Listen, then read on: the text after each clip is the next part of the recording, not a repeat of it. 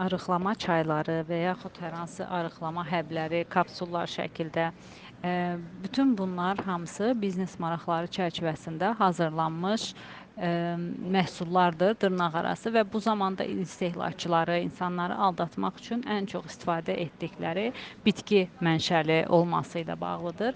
Bir məhsulun bitki mənşəli olması demək, o demək deyil ki, o məhsul zərərsizdir və yaxud da faydalıdır. Çünki hər bir bitkinin müalicəvi xüsusiyyəti olması ilə yanaşı yan təsirləri də var ki, bu işin bir tərəfidir. Çünki əgər bitki mənşəli hər hansı bir çay insanlarda arıqlamağa səbəb olursa, bu onun orqanizminin normal, təbii prosesinin müdaxilə yolu ilə pozulması deməkdir. Çünki bu bəzən olur ki, insanlarda maddələr mübadiləsini sürətləndirir və süni şəkildə ishal və yaxud qusma hallarını yaradır ki, bu da orqanizmdən vitamin və mineralların yuyulub getməsi və eyni zamanda da bağırsaq mikroflorasının pozulması ilə nəticələnir və belə olan halda insan orqanizmdə immun çatışmazlığı baş verir ki, bu da avtoimmun xəstəliklərinin yaranmasına birmənalı şəkildə səbəb olur.